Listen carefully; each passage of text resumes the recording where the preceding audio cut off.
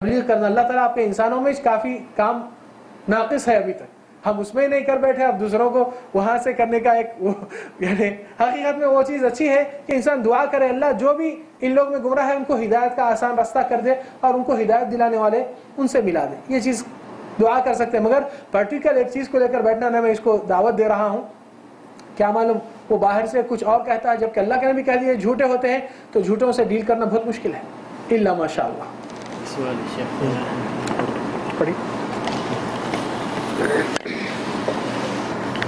سوال ہے کسی بھائی کا، کہتے ہیں ہمارے عزیز ہیں، ان کا مسئلہ ہے کہ وہ تقریباً 1 سال سے بیمار ہیں، نفسیاتی مریض ہو رہے ہیں وہ، لیکن افاقہ نہیں ہے۔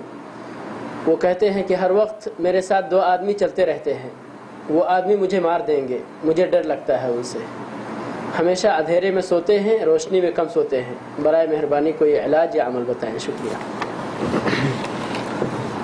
الحمدللہ والصلاۃ والسلام علی رسول اللہ۔ اگر آپ کو کوئی لائبریری میں ایسی کتاب ملے جس میں لکھا ہوا ہے تیرنا سیکھیے، تو وہ کتاب یاد کریں گے اور تیرنے گریں گے تو ڈوب جائیں گے، کیونکہ یہ ہر کیس کا ایک انڈیویجول معاملہ رہتا ہے۔ یہ کیس صرف ایک مثال ہے کہ ایسے اذیتیں بھی ہوتے ہیں، یہ ایک پروف ہے، اور کافی لوگ اپنے مسائل اور وہ امانت رہتی ہے، کیونکہ عام منظر میں میری عادت نہیں کہ ایک کا میٹر سب کے سامنے لاؤں، ہر کوئی کی اپنی زندگی کی ایک امانت رہتی ہے۔ اور علاج میں ایک چیز بہت بڑی غلطی کرتے ہیں کافی لوگ، حتیٰ کہ اہل توحید میں سے یہ بھی نظر آتا ہے کہ جب رقیہ شرعیہ کرتے ہیں اور علاج کے لیے کرتے ہیں تو ان کے دل میں یہ نیت رہتی ہے کہ وہ جن کو حاضر کروں اس سے گفتگو کروں، یہ جائز نہیں ہے، حرام ہے۔ یہ میں نے کہہ رہا ہوں، یہ شرعی اصول ہے قرآن کے اور سنت کے، کیونکہ اللہ سبحانہ وتعالیٰ قرآن مجید میں فرماتے ہیں ان الشیطان لکم عدو فاتخذوہ عدوا، شیطان آپ کا دشمن ہے تو اس کو دشمنی کا رشتہ اس سے قائم جڑا کر رکھیے۔ نبی صلی اللہ علیہ وسلم حدیث میں فرماتے ہیں لا تتمنوا لقاء العدو، دشمن کی ملاقات تمنا نہیں کرنا چاہیے آپ کو، اگر آمنا سامنا ہوا اتفاق سے تو صبر سے کام لیجیے۔ تو جو لوگ یہ نیت سے پڑھتے ہیں نہیں اس کو حاضر کر کے اس کو بلاؤں گا، وہ اس کی بات جھوٹی ہے، اس کو کیا مانتے ہیں؟ اور یہ حاضر کرنا لوگ کے سامنے ایک فتنہ پیدا کرنے والی بات ہے، کیونکہ وہ ٹوٹنے کے وقت یا نکلنے کے وقت یا دھوکہ دینے کے وقت آپس میں اور دوسرے فساد ان کے نام جو خاندان میں اچھے مل کے جھلتے رہتے ہیں ان کے آپس میں درار اور فساد ڈالنے کے لیے کم نہیں۔ کم سمجھ والے اس بات کو یقین کر لیتے ہیں، جبکہ اللہ کے نبی کہتے ہیں یہ جھوٹے ہوتے ہیں، مگر یہ علم سب کے پاس نہیں، تو بعض لوگ کے لیے ایک فتنہ اور آزمائش بن جاتی ہے۔ تو ہم یہ دعا کو بھی کہتے ہیں کہ جب بھی علاج کے لیے رقیہ پڑھتے ہیں یا دعا پڑھتے ہیں، رقیہ کا معنی یعنی قرآن اور سنت کے دعائیں، رقیہ شرعیہ اس کو کہتے ہیں، کیونکہ نبی صلی اللہ علیہ وسلم فرمائے العلاج فی ثلاثہ، علاج اگر کہا جا سکتا ہے تو 3 چیز میں کامیاب ہے آپ صلی اللہ علیہ وسلم، الرقیہ یعنی قرآن اور سنت کے دعائیں پڑھ کے پھونکنے سے، وشربۃ عسل شہد میں، و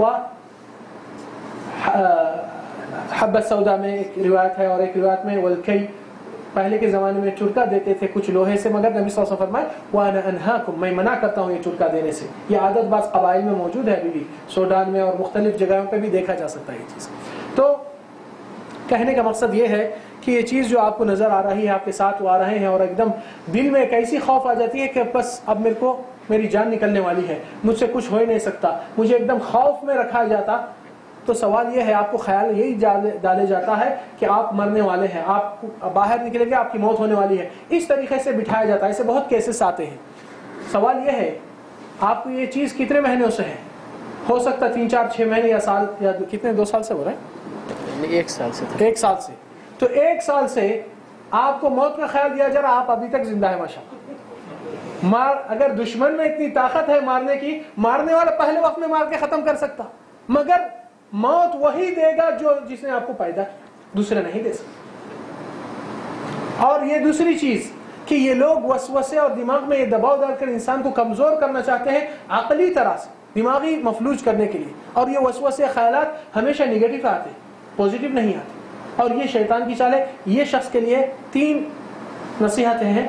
پہلی چیز، قرآن کی تلاوت، ہر ہفتے میں ایک قرآن ختم کرے، ہمیشہ وضو سے رہے، کان میں اذان دینے لگا جب بھی ایسی چیز محسوس ہوتی ہے، اور یہ چیز جو ان کو محسوس ہوتی ہے ساتھ میں آتی ہے، اس سے چیلنج لے، تم لوگ کیا کر سکتے کر کے بتائیے، میں اللہ کی مدد لے کر تمہارا خاتمہ کروں گا۔ اس طریقے سے پکا یقین سے اور اللہ تعالیٰ کی مدد ہر سجدے میں اللہ سے مدد طلب کیجیے. تہجد میں کم سے کم 2 رکعت کے لیے اٹھ کر اللہ سے مدد طلب کیجیے. اور یہ شخص کو چاہیے زیادہ کہ سونے سے قبل اور ہمیشہ وضو کی حالت میں رہے, اور سونے سے قبل دعائیں اور اذکار پڑھ کے, اور اپنے آپ کو ہمیشہ سونے کے وقت کی دعائیں بہت اہمیت کے ہے, خاص طور سے سورہ فاتحہ اور آمن الرسول اور آیت الکرسی اور فلق ناس. یہ نبی صلی اللہ علیہ وسلم سونے سے پہلے پڑھ کے پھونک کر فلق ناس کو جسم پہ پورا اس طریقے سے کرتے تھے. تو یہ 4-5 چیزیں اگر آپ کریں گے انشاءاللہ اللہ تعالیٰ کے حکم سے آپ کا مسئلہ آسان ہو جائے گا. اور جو قرآن آپ پڑھتے ہیں آپ خود اپنے لیے پھونک لیجئے, اور وہ پڑھنا اور سننا بھی آپ کے لیے کافی اثر انداز ہے, کیونکہ باطل حق کے سامنے نہیں ٹھہر سکتا انشاءاللہ. اللہ اعلم.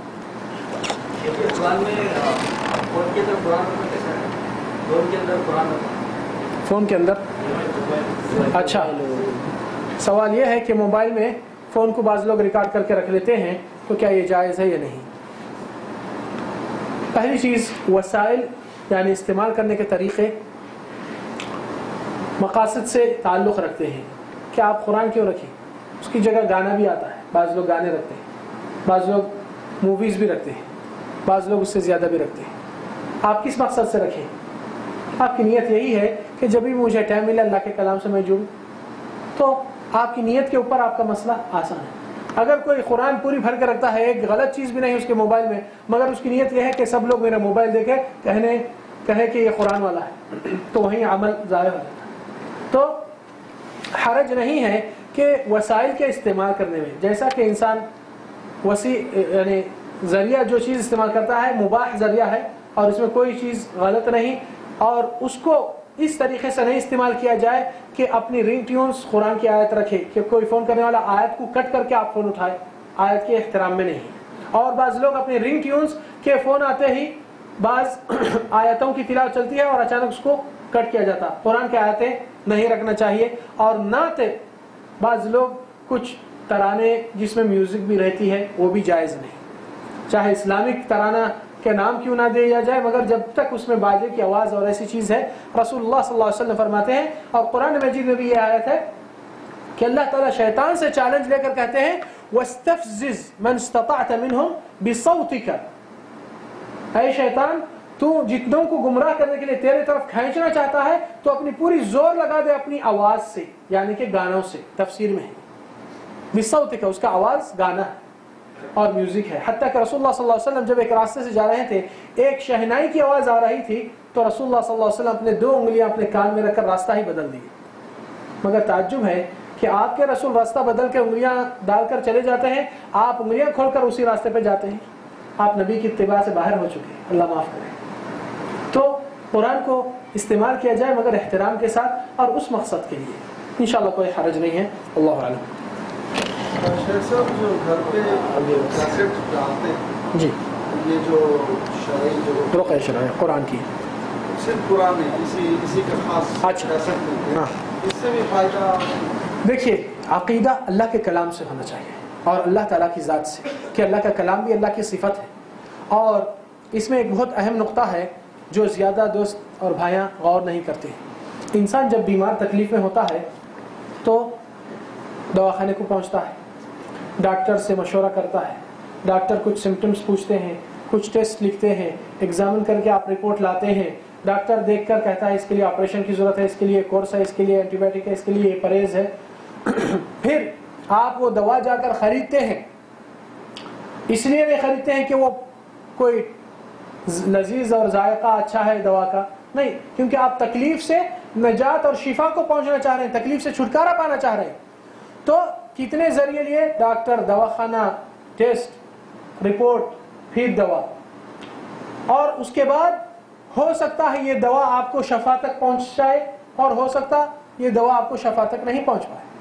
تو پورے کے پورے ہو سکتا اور ہو سکتا نہیں.